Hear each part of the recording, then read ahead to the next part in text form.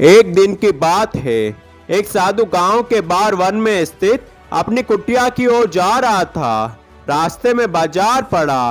बाजार से गुजरते हुए साधु की दृष्टि एक दुकान में रखी हुई ढेर सारी टोकरियों पर पड़ी। उसमें खजूर रखे हुए थे। खजूर देखकर साधु का मन ललचा गया।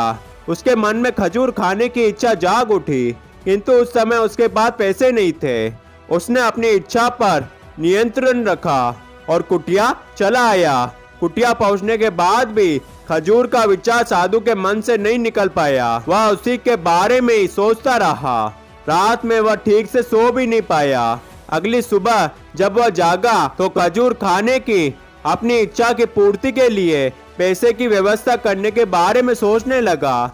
सूखी लकड़ियां बेचकर खजूर खरीदने लायक पैसों की व्यवस्था अवश्य हो जाएगी।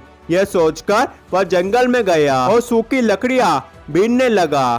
काफी लकड़ियां एकत्रित कर लेने के बाद उसने उसका गट्ठर बनाया और उसे अपने कंधे पर लाद कर बाजार की ओर चल पड़ा। लकड़ियों का गट्ठर भारी था, जिसे उठाकर बाजार तक की दूरी तय करना आसान नहीं था, किंतु साधु चलता गया।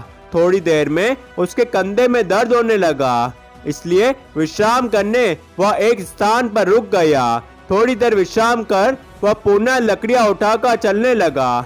इसी तरह रुक रुक कर किसी तरह वह लकड़ियों के गट्ठर के साथ बाजार पहुंचा।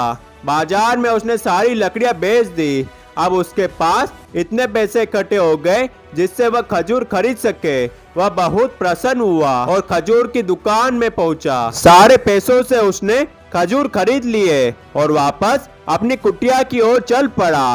कुटिया की ओर जाते जाते उसके मन में विचार आया कि आज मुझे खजूर खाने की इच्छा हुई है।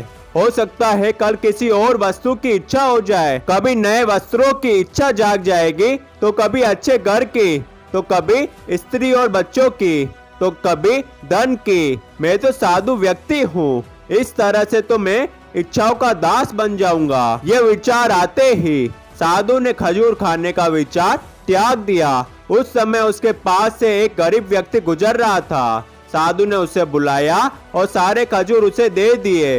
इस तरह उसने स्वयं को इच्छाओं का दास बनने से बचा लिया। दोस्तों, इस साधु की कहानी से हमें यह सीख मिलती है कि यदि हम अपनी हर इच्छाओं के आगे हार जाएंगे तो सदा के लिए अपनी इच्छाओं के दास बन जाएंगे।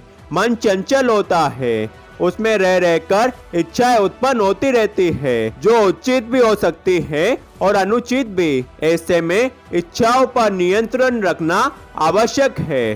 सोच विचार कर इच्छाओं के आंकलन के उपरांत ही उनकी पूर्ति के लिए कदम बढ़ाना चाहिए, तभी जीवन में सफलता प्राप्त होगी। हमें इच्छाओं का दास नहीं बनना है, बल्कि इच्छाओं को अपना दास बनाना है।